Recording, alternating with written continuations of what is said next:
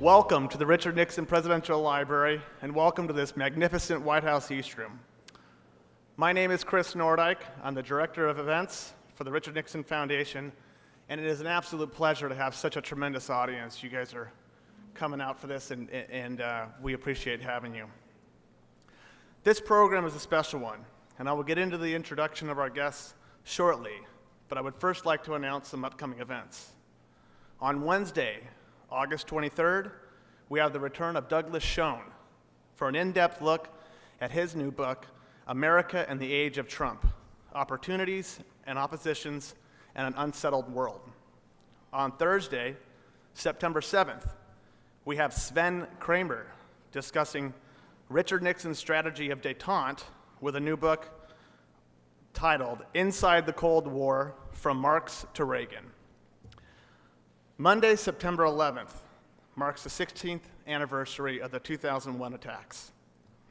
The Richard Nixon Foundation will host its annual commemoration ceremony, honoring those who lost their lives and those protecting our essential freedoms with patriotic performances, a presentation of colors, a near 250-member choir and band, an exceptional singing of the national anthem with that choir and band, and remarks by highly influential leaders within the California community. These events are free and open to the public, and I encourage you to RSVP to all at nixonfoundation.org. You also can have the opportunity to help support these events at nixonfoundation.org by signing up for our membership program. Our membership helps provide the needed funding to ensure programs like tonight's and the ones I just mentioned continue at the quality deserved and expected. Before getting into tonight's speakers, I'd like to do one thing. Our special guest tonight is a veteran of World War II, and I know that we have some World War II veterans in the audience. Would you please stand and be recognized?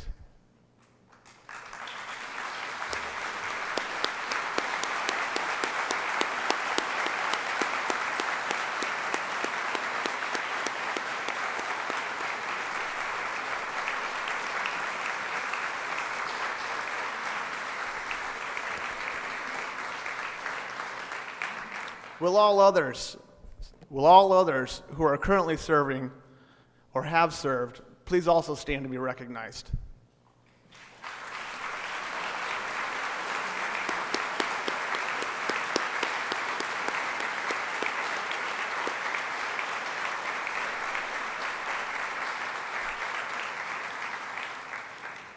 President Richard Nixon served in the South Pacific during World War II. And his library and foundation strive to reflect his patriotism and appreciation, loyalty, and respect for the brave men and women that make this country the greatest one on the planet. Thank you all for your service. Captain Jerry Yellin served in World War II between 1941 and 1945, enlisting on his 18th birthday, 2 months after the bombing of Pearl Harbor. After graduating from Luke Airfield as a fighter pilot in 1943, he spent the remainder of the war flying P-40, P-47, P-51 combat missions in the Pacific with its 78th Fighter Squadron. He participated in the first land-based fighter mission over Japan in 1945 and has the unique distinction of having flown the final combat mission of World War II on August 14th, 1945. The last day of the war. Captain Yellin will be joined on stage by best-selling author Don Brown. Don is writer of 13 published works, including tonight's subject, The Last Fighter Pilot. Don served on active duty for 5 years with the Navy as a JAG officer, during which he served as a military prosecutor and special assistant United States attorney. Don rose to the ranks to become a lieutenant commander before retiring, the same rank as President Richard Nixon. Ladies and gentlemen, please welcome Captain Jerry Yellin and Lieutenant Don Brown.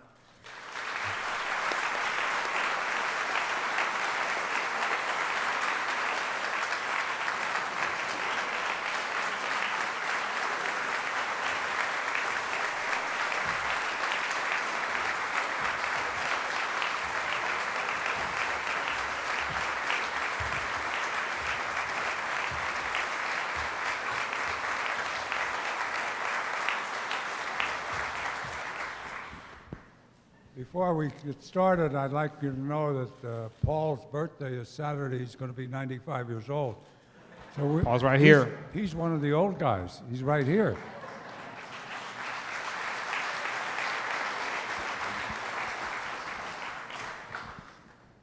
Well, you ready to roll? Anytime you are, This sir. guy's always ready to roll. How y'all doing tonight? You can tell I'm not from California, right? Well, what's all that laughing about?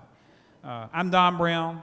I'm an ex-naval officer, as Chris said, and also a practicing attorney and the author of Last Fighter Pilot. And my job for a few minutes tonight is to prepare all y'all to meet a man who truly is a national treasure, Captain Jerry Yellin, who flew the final combat mission of World War II on the day the Emperor surrendered, August 14th, 1945, and who at the grand old age of 21 flew that mission bravely, and whose young wingman, Lieutenant Phillip Schlamberg, became the last combat death of that war. I want to take just an opportunity on behalf of Captain Yellin, myself, the great folks at Regnery, to thank the Richard Nixon Foundation and Library and Museum for having us. We are very grateful and humbled to be here, and I'm also grateful that this wonderful institution would use its prestige to give sales and put some power into this story. This is a story that has been missing from history for the last 70 years. It should have been told a long time ago, better late than never, and we're grateful to the Nixon Foundation tonight for doing that. Would you please just show them your appreciation for having us? Thank you, Chris.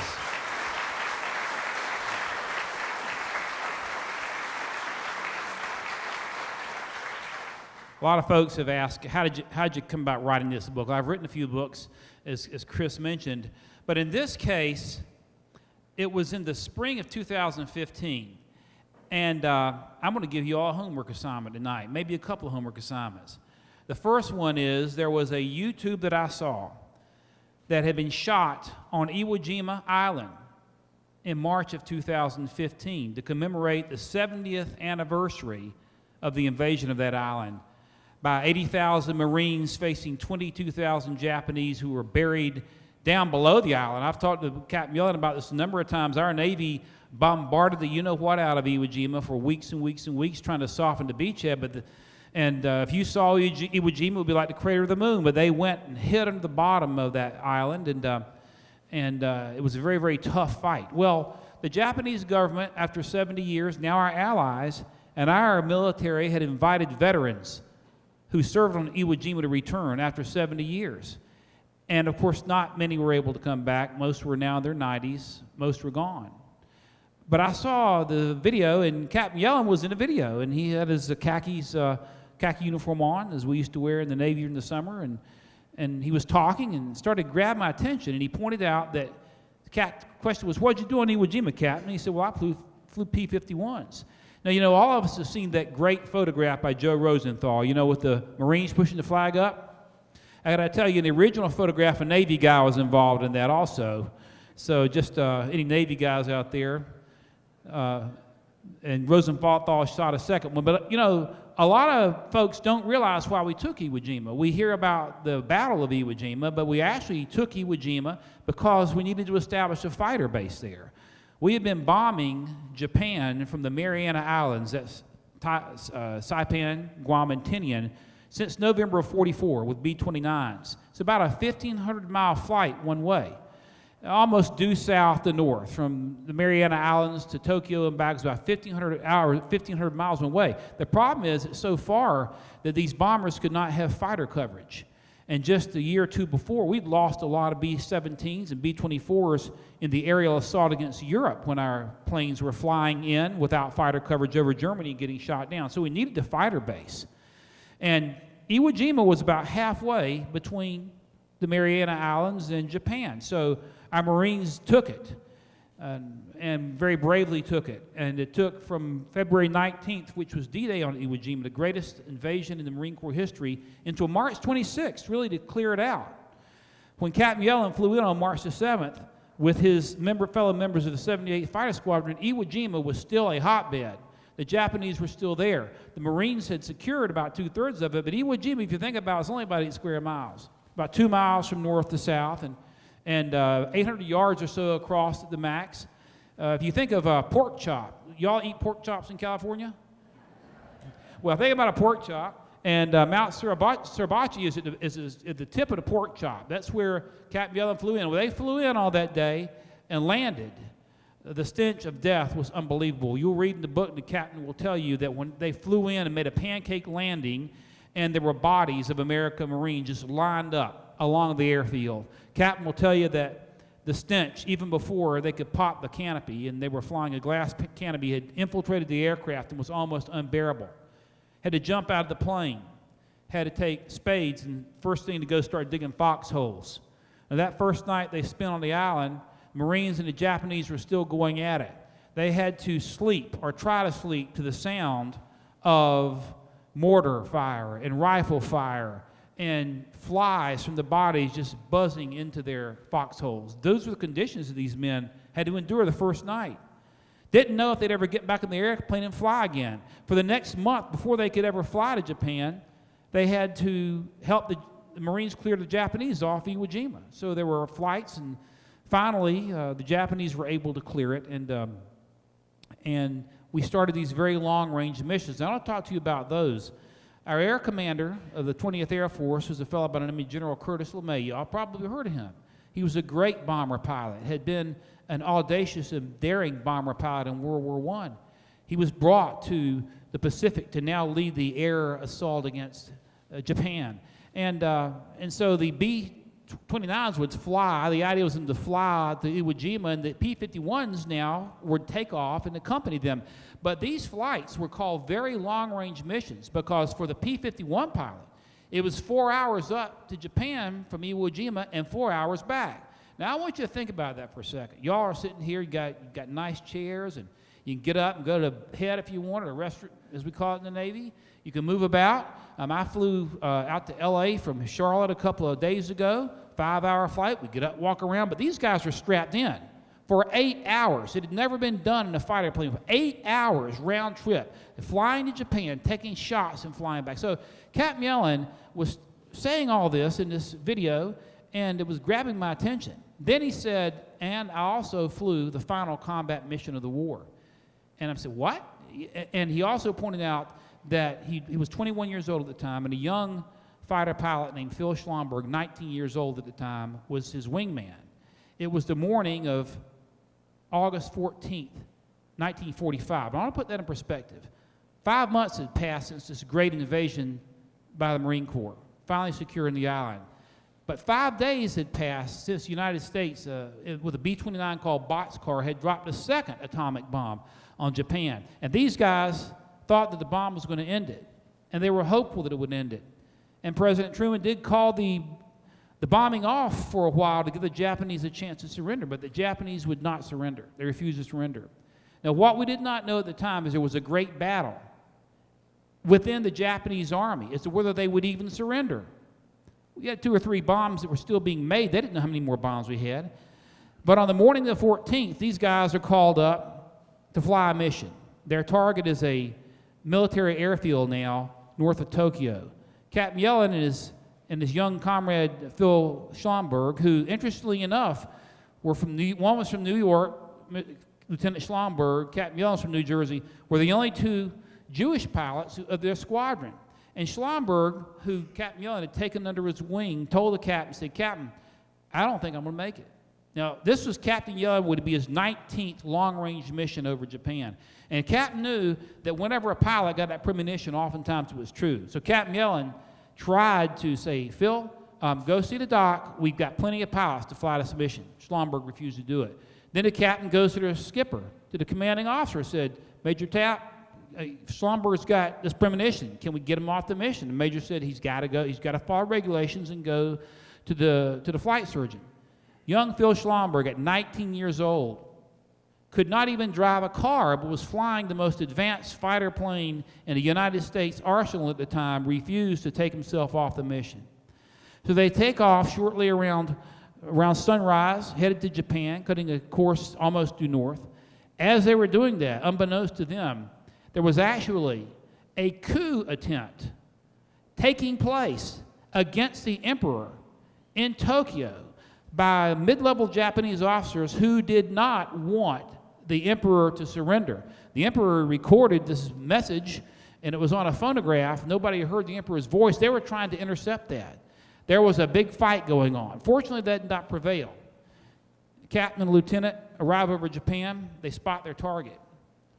And they go into a deep dive into a strafing mission, which is one of the most dangerous things a fighter pilot could do in those days. If you're dogfighting, you can get up and move around. The P-51 was faster than anything the Japanese had. All they had to do, if they wanted to, is put the throttle off, and they'd outrun anything the Japanese had. But when you're going on a strafing mission, these guys are flying down into the teeth of anti-aircraft fire.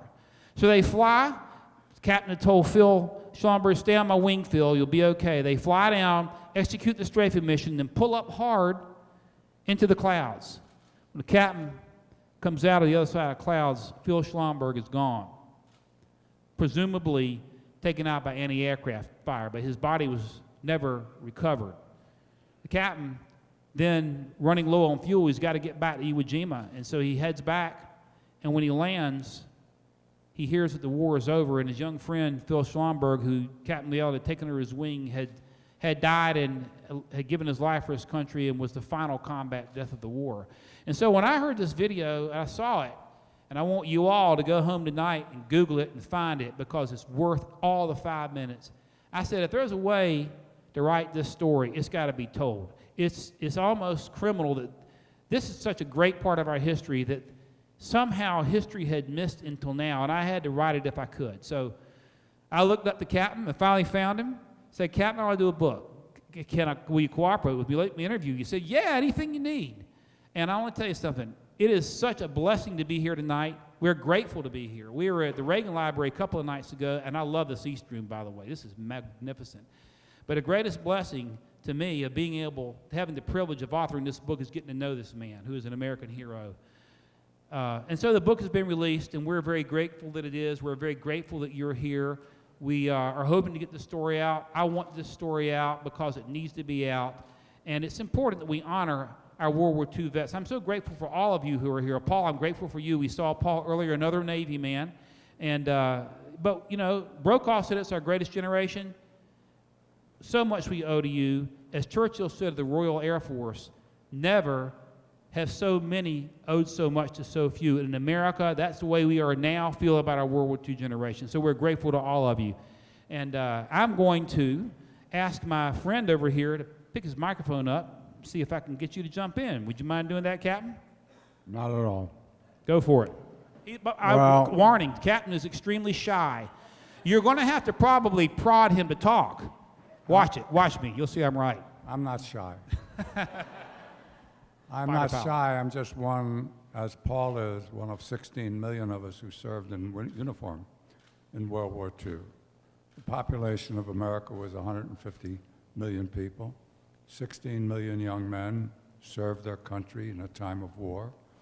8 million young women were called Rosie the Riveters. They built the airplanes and the tanks. And we were a nation united with a purity of purpose to defend our country and defend the freedom. And nobody did it alone. We did it as a unit. Tom Brokaw wrote a great book called The Greatest Generation and said that those of us who served were the greatest generation. I never believed that because I was 17 on Pearl Harbor Day, dedicated to serve my country in a time of war because we were attacked.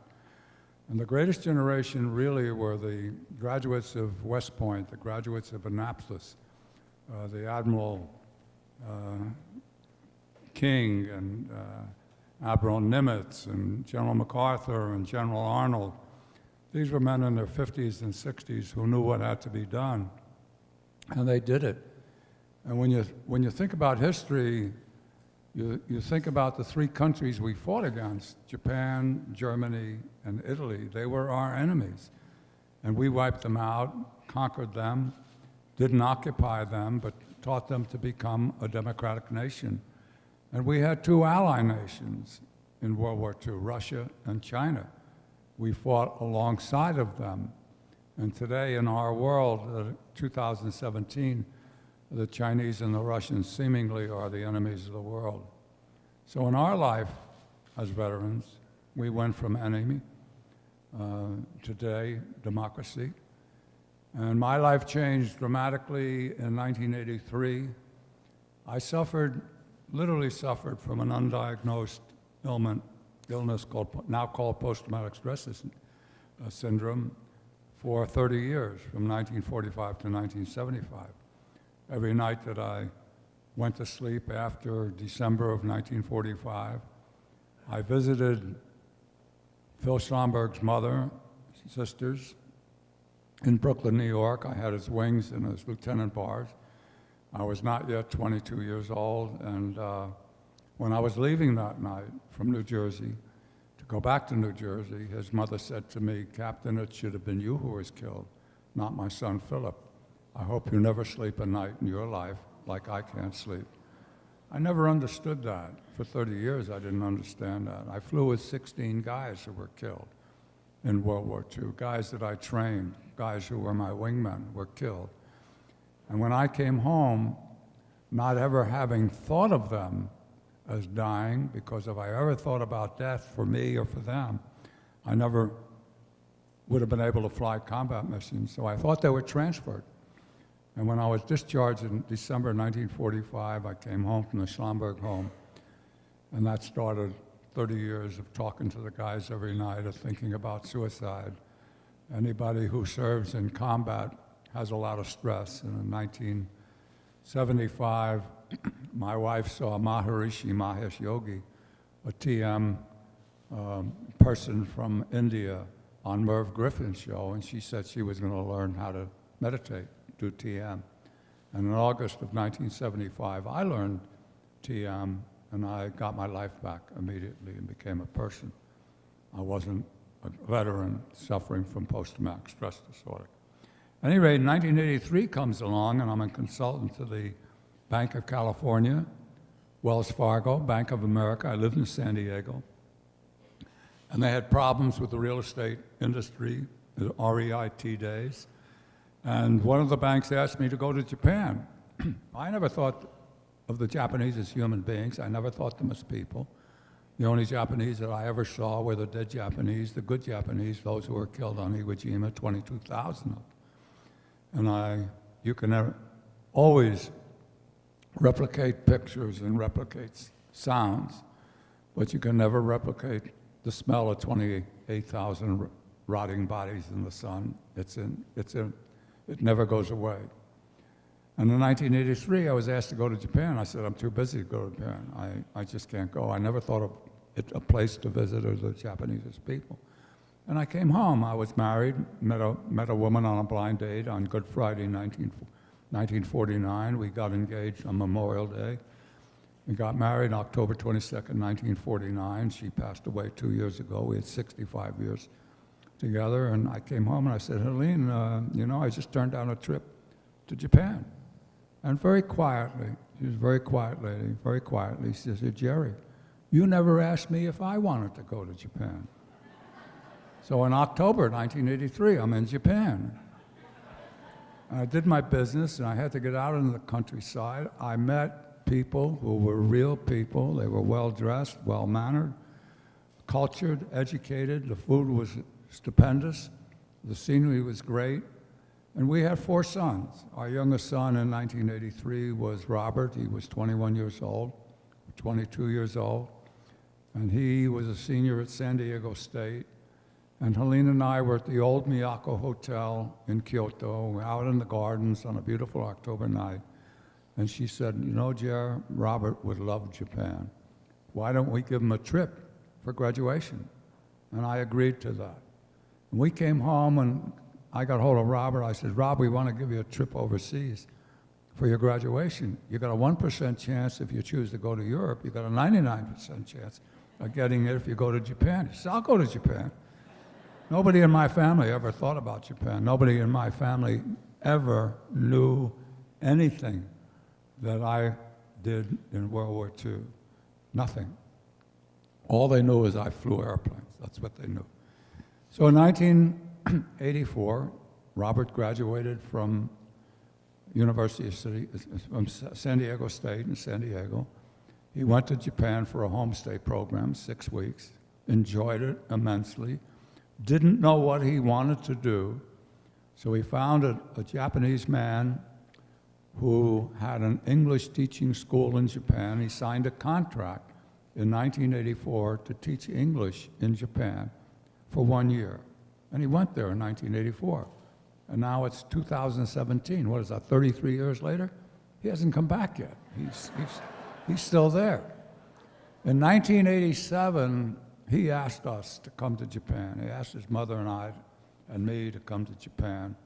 We had to just pay for the airline tickets. He would take care of everything else. And he was teaching. And he said, my key, you take a cab from the train station in Numazu, and the key's under the mat. Just go into the apartment. We gave the address to the taxi driver, all in Japanese. And we drove to his apartment. We opened up the door, we went in. 15 minutes after we were there, a young lady walks in. And she's very familiar with the apartment. And she makes us tea, we sit on the floor, and I'm looking across at this Japanese woman. And I said, you have a father who's alive? He says, yes. Was he in a war? Yes. What did he do? She says, I don't know, he never talked about it. And then Robert came home, we went out to a restaurant, a huge restaurant about the size of this room, fish tanks all around the room. And Robert said to me, will you eat sushi? I said, what's sushi? He said, it's fish, it's raw fish. I said, if you'll eat it, I'll eat it. He says, you want to bet? I said, sure, how much? $10. I put $10 down. He calls the waiter over, orders something.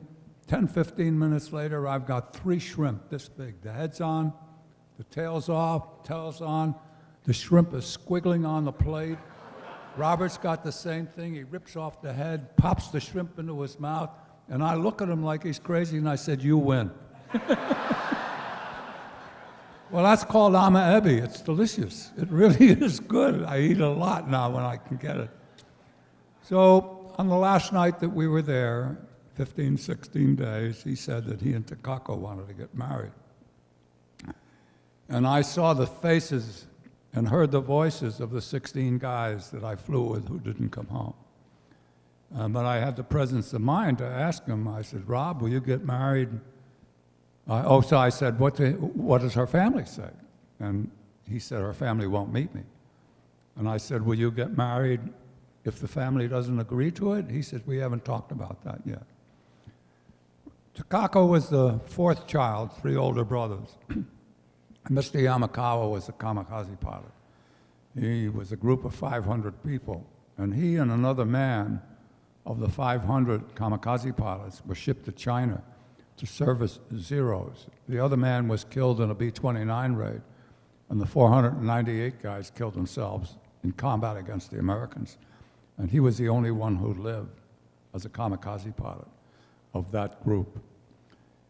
And Robert met them for the first time 7 months after he told me that Takako and he wanted to get married. Came with 2 of her older sons who grilled my son mercilessly about his ability to make a living, about his religious background, about his spiritual beliefs, about his family, and made him promise out loud that if the wedding took place, he would never, ever move their sister away from her family in Japan, move to America. And he promised that. And the father asked my son then 5 questions. How old is your father? 63. Was he in the war? Yes. What did he do? He was a pilot. What did he fly? P-51s. Where? Over Japan. And that ended the meeting. Robert and Takako were desolate. They thought it was all over. And he went home and said to his wife, make the wedding. And she went ballistic. For 43 years, you're telling me you never fired a bullet against the Americans, you didn't die for your emperor. Everybody that you knew everybody was dead that you knew in the military, and now you want our daughter to marry this guy Gene, this foreigner, this American that you hate? And he said, yes.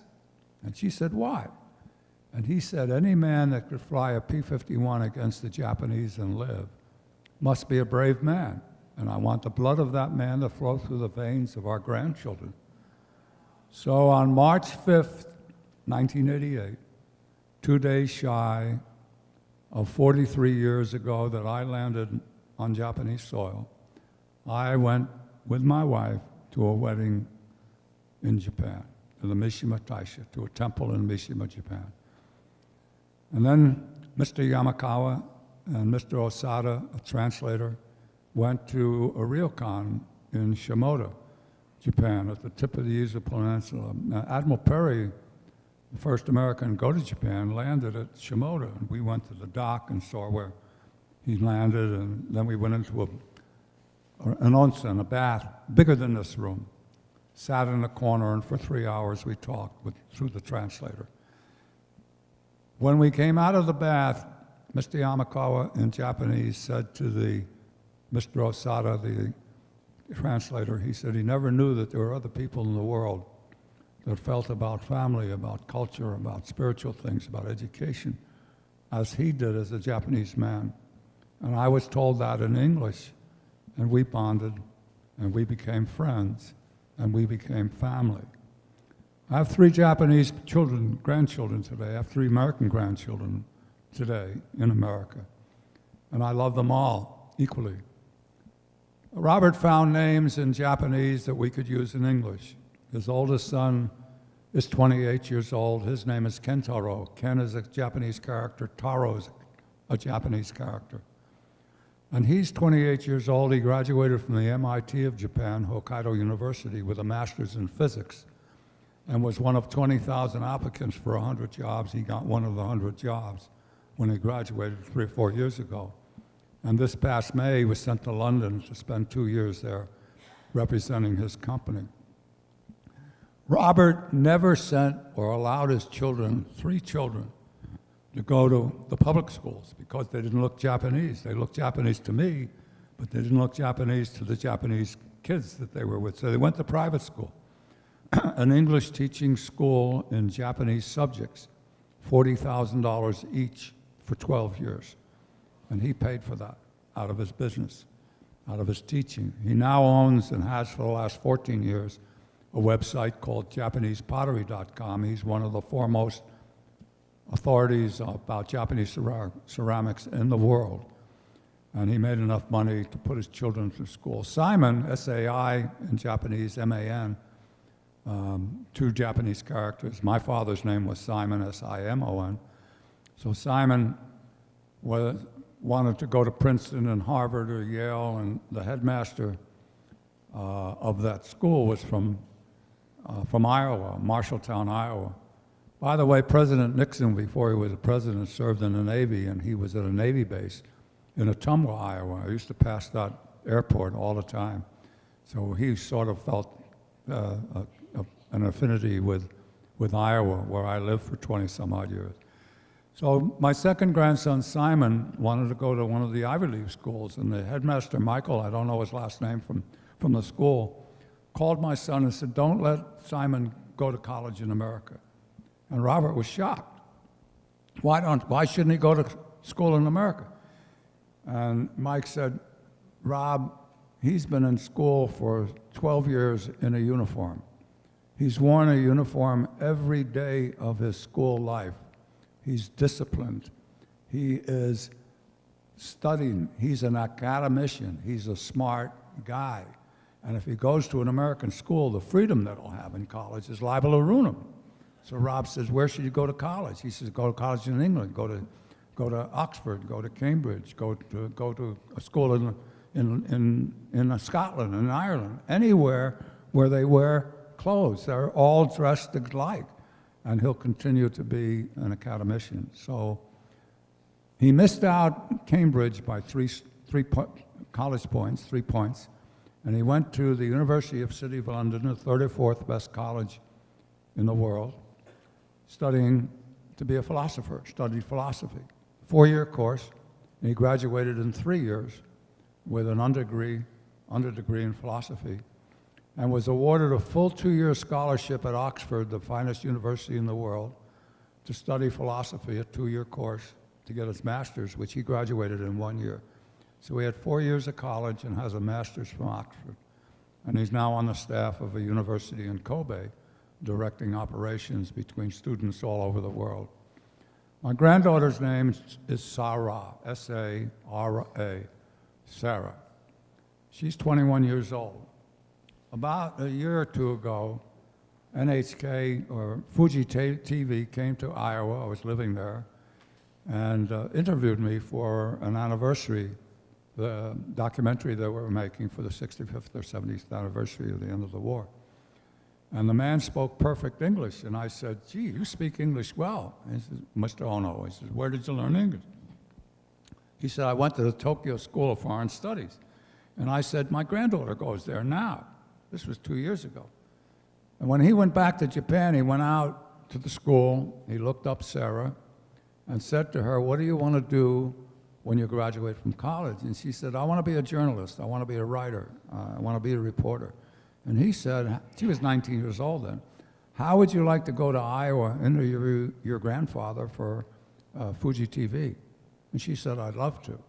Robert only spoke English to these children when they were growing up. So they learned English as a second language, as a first language. And Takako only spoke Japanese. Of course, they spoke Japanese to their friends. So she's fluent in English, as are Ken and Simon. So she came to Iowa, she interviewed me, then we went back to Japan. And I went to Japan, I went to Iwo Jima in March of 2015, which Don referred to, and the Department of Defense Video, DVIDS, interviewed me, and I told them that this was going to be my last trip to Japan. I was 91 years old. It was to Iwo Jima. It was a long trip. I wasn't going to go anymore. And I was there to honor Phil and to honor the Marines who were killed. I'm an honorary Marine, even though I was in the Air Corps. And I wasn't going back to Iwo Jima again. And then when Sarah came, shortly after I came back, I asked her if she'd like to go to Iwo Jima, and she said yes. So I went there in 2016 with her. I went there in March of this year with her, and we're booked to go back again in March of next year. She's gathering information just like Don did. I've met and spoken to a lot of people in the last 3 or 4 years, and I've yet to meet anyone who doesn't know someone who served in World War II. And nobody did it alone.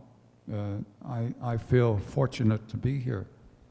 I literally live my life today at 93 like my banker looks at my checking account.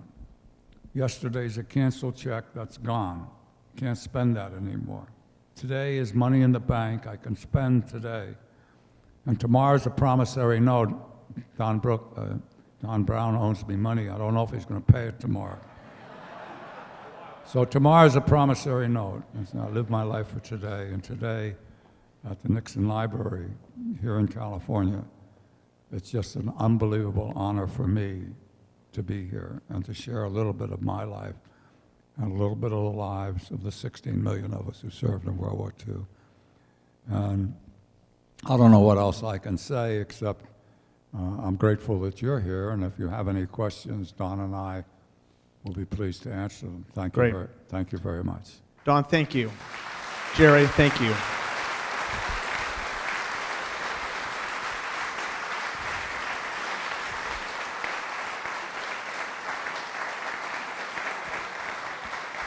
We will take a few questions. We're going to get through as many as we can. I'll ask you to raise your hand.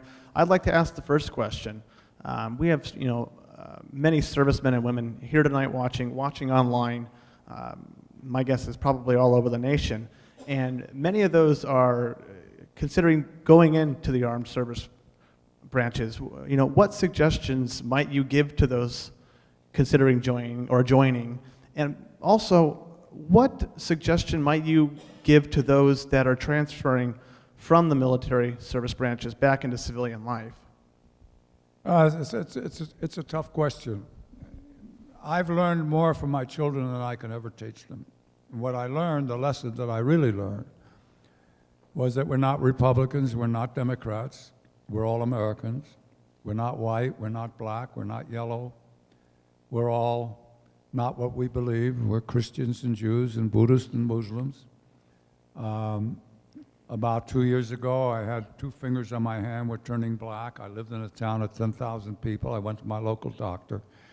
And they said to me, Jerry, we can't take care of you. You have to see a cardiologist. You have to go to Burlington, big town, 50, 60,000, with a regional hospital. Just a minute. And they came back and said, be there on Monday. Be at the hospital and see a gynecology group at 1:30 on Monday. At 1:30 on Monday, I walked into that office, and I didn't recognize one name. So I asked the receptionist, who am I going to see? What doctor? And she says, you're going to see Dr. Al-Wadani. And I said, where's Dr. Al-Wadani from? She said, Palestine. Well, you got a Jewish guy going to see a Palestinian doctor. And I'm not a fan of Netanyahu and what's going on because of the Palestinians. They have a right to live, and if they're Muslims or Jews or Christians, we're not what we believe. We belong to the human race. We're all exactly the same, no matter where we came from. We came the same way, we go out the same way, and we're all human beings. So I said to myself, I'm going to say something to Dr. Al-Wadani. So I did. I sat there in his office and I said, Dr. Al-Wadani, what's your first name? He said, Abdullah. I said, can I call you Abdullah? May I call you? He said, of course. I said, Abdullah, I'm a Jewish man. I lived in Israel. I played in the Maccabee Games in 1965. And I'm not a fan of Netanyahu and what's going on with the Palestinians today. And he changed his expression, and he stood up and he pointed his finger at me and he said, you have no idea who we are or what we are. And then he finished examining me, gave me a prescription, said, come back in 10 days, and I start to walk out of his office. He said, Mr. Yellin. I said, call me Jerry. He said, Jerry, do you know what my hobby is? And I looked at him like he's crazy. How would I know what your hobby is, Abdullah? He said, my hobby is World War II. And I've read every book I can possibly read about World War II, but you are the first World War II veteran that I ever met in my life. So I stayed there 15, 20, 30 minutes, I don't remember how long, telling him about my experiences in World War II, and I left. My wife passed away on June 23, 2015, and I was going to move into Florida to be with one of my sons, and I was getting rid of everything that I had that might remind him of his mother. The furniture, the pictures, the photo albums, and everything. And I had a scale model of my P-51, the Dariar, number 134, black and yellow wingtips, black, yellow spinner. And I packed that up and I mailed it to Dr. Al-Wadani. I have 4 sons, and I mailed this thing to Dr. Al-Wadani. And 10 days later, I'm back in his office. My airplane is sitting on his desk. And I'm looking at the airplane. He comes in and he starts to look at my fingers and stands up. He said, you know, Jerry, you touched my heart like few people in the world have ever touched my heart. He reached into his pocket and pulled out Muslim prayer beads, 27 beads on a string and 5 or 6 beads sticking out. And he said, my father died when he was 72 years old. And he carried these beads every day of his life. And I want you to have them. And he handed them to me. And I said, I can't accept them. They belong to your children, to your grandchildren. They're a family heirloom. He said, I want you to have them. I speak at schools. I speak to other people. I didn't expect to speak here. I didn't expect to have an audience. So I don't have them in my pocket. But you have a Jewish man carrying Muslim prayer beads to signify to the people that I speak to that we are all human beings. We're all exactly the same. That's the first thing that I would tell to all of us. Second thing, you put a uniform on, whether you're a policeman or a fireman or a military man, you commit, when you put the uniform on, you commit your life in the line of duty to other people whom you don't know. And that's another story. When you serve, I was raised as a Jewish man, a Jewish young man who didn't have any feeling for religion, and my mother didn't have any. My mother had feeling for religion. She was an orphan raised in the Catholic orphanage in Wilkes-Barre, Pennsylvania. And my father was the last of 14 or 15 Orthodox Jewish children, and he didn't care. But they wanted me to become bar mitzvah. When you're 13 years old, you learn enough Hebrew to speak. And you become bar mitzvah, you become a man in the eyes of the Jewish world. And I played baseball and football, roller skate, hockey, basketball with a whole bunch of kids on my street. I was just another kid, 13 years old, 12 years old. And someone saw me going to Hebrew school, and 3 days later, my house was covered with swastikas in 1936. I was 12 years old. And when I walked the street, the guys walked away. And there was racism in our country, black and white, in 1936, 37. We have the same conditions, anti-Semitism, anti-Semitism, anti-racial issues in America today. But we have to look at each other as being the same. Only those people who believe strongly enough in what they believe to kill other people are evil. ISIS is evil. People who believe something strongly enough that they're willing to take the lives of other people are evil people. And that goes back all the way to the Dark Ages into today. The difference between 1936, 37, 41, and today is science. We started out with a rock. Caveman had a rock, but he knew if he could use that rock, he could get something from someone else. From rocks, we went to knives and bows and arrows, and then Chinese invented gunpowder, and then we invented nuclear warfare today. And the smallest nuclear weapon in the American arsenal, I know this for a fact, is 1,000 times bigger than the two weapons that were dropped on Hiroshima and Nagasaki. 1,000 times bigger, the smallest weapon. And we're on the verge of seeing nuclear warfare. That's the difference between then and now, the science, the invention of nuclear warfare, which, if used, will wipe out the Earth's ability to sustain life. So you and I and our neighbors have to come together as human beings. When I was bar mitzvahed, shortly after I was bar mitzvahed, I read a book by Lloyd C. Douglas. Lloyd Douglas was a minister, and he wrote a book called The Magnificent Obsession. Now it's 80 years later, and I still remember that book because I read a story of a man in a small town on Lake George who was a doctor, Dr. Hudson, and he was having a heart attack at the same time that the son of the wealthiest family, maybe in all of New York, was drowning, 21 years old. And the fire department had one resuscitator, and they saved the life in a town of 250, 300 people. They saved the life of the young guy, and the doctor died. And his family discovered that he kept a journal in code, and they had it decoded. And the opening lines of that decoded journal were this: do something good for someone else every day of your life and tell no one about it. Because when you tell somebody what you've done, you use up the good that might have inured to you and that might have inured to the person you did it to. And that became a mantra for me. And I'm here humbly speaking for 16 million of us. Paul can't hear me. He wears a hearing. I wear a hearing aid now.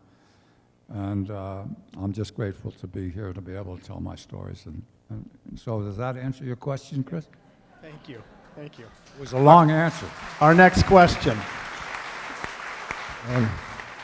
Thank you for your service. In your travels to Japan, did you get a sense that some of the Japanese who fought in World War II felt regret for fighting on the wrong side in lieu of the many atrocities committed by the Japanese military? In truth, the Japanese learn that anything that they cannot individually control, they accept. They couldn't change the explosion at the atomic plant. They couldn't do anything about the typhoon and the tremendous waves that wiped out all of those people. They accepted. They accepted the war, even those who served and didn't want to serve. I literally have had 70 and 80-year-old Japanese men and women come to me and thank me for dropping the atomic bombs and ending the war, because they, as 8, 9, 10, 11, 12-year-old children, were preparing for the invasion of Japan, and each one was taught how to make a Molotov cocktail, put it on their body, and throw their body underneath a tank or a jeep or a truck. They were prepared to give their lives in the entirety to protect the invasion of Japan. And they thanked me for dropping the bombs for their life. I find that sort of indicative of what I find in Japan. I was in Detroit 30 years ago, and I was taking a walk from a Howard Johnson's downtown Detroit. And a police car pulls up, made me put my hands up against the wall. "What are you doing?" "I'm taking a walk." He says, "Get in the car. The police don't walk in this part of town." That was Detroit 30, 40 years ago. And I felt walking in Japan, 1 o'clock in the morning with my son down an alley, I felt the same as if I was in Broadway and 42nd Street among a bunch of people. It's an incredible experience. Anybody been to Japan? Anybody had the same experiences? How do you feel about it? Yeah. Sir?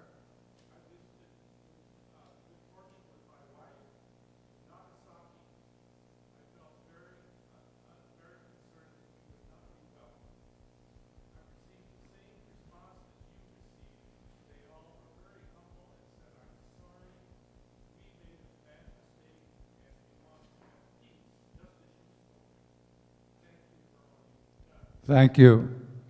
You know, we don't look at each other as people.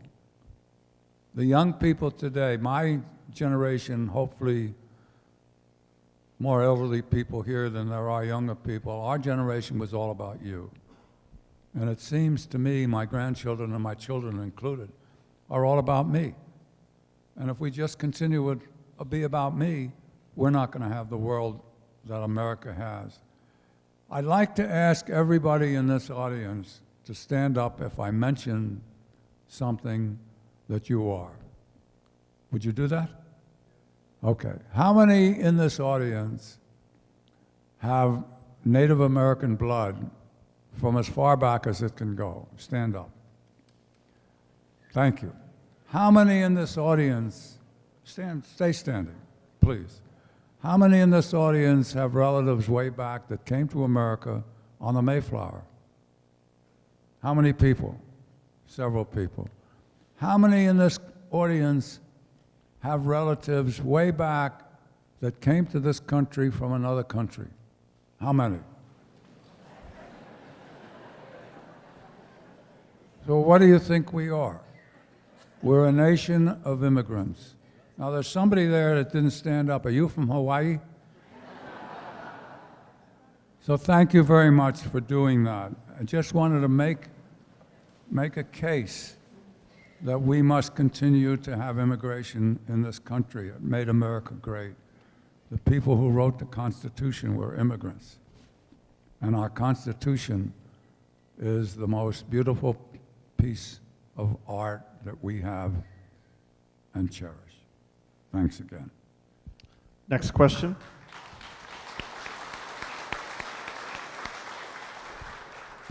Thank you. My question is for the captain. Captain, first of all, I want to say thank you for being here. Thank you for telling your story. I think it's immeasurably important, so I appreciate it. And also, Mr. Brown, thank you so much for being here, and thank you for doing the book. Captain, since you mentioned the dropping of the atomic bombs on Japan, in my history courses, inevitably World War II comes up. Also, inevitably, the dropping of the atomic weapons on Japan does come up. Sometimes we do a mock trial on the dropping of the weapons. But since you brought it up, I want to know, would you care to say your opinion on whether or not we should have dropped those bombs on Japan? The pure purpose of war is to kill and not be killed. That's the pure purpose of war. We had airplanes in World War II that we didn't have in World War I. They were better airplanes, went faster, went further.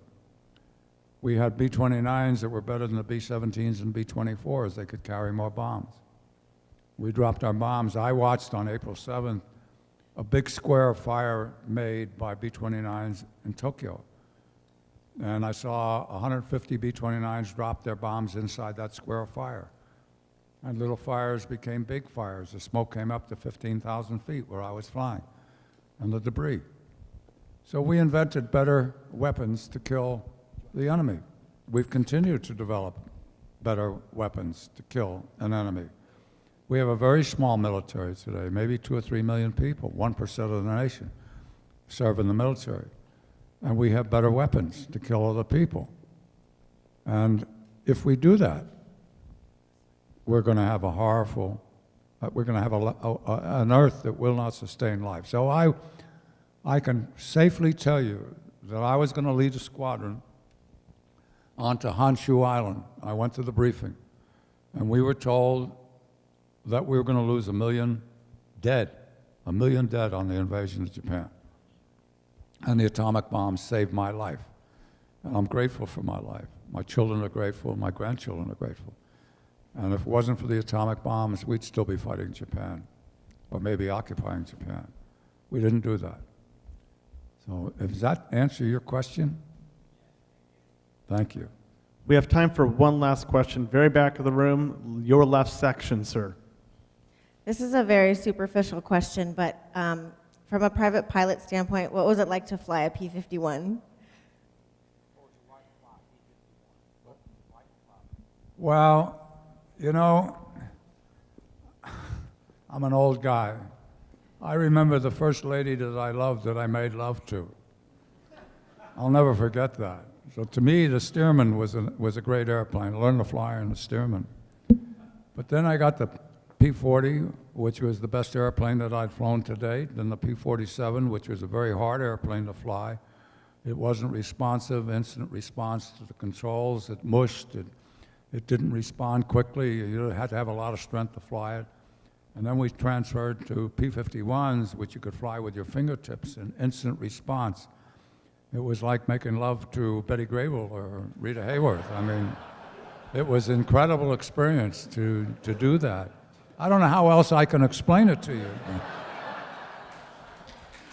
Ladies and gentlemen, Captain Jerry Yellin and Don Brown. Gentlemen, thank you very much. They will be up in the front lobby signing the last fighter pilot. I encourage you to pick up a copy if you have not. We will see you up there. Thank you for coming tonight.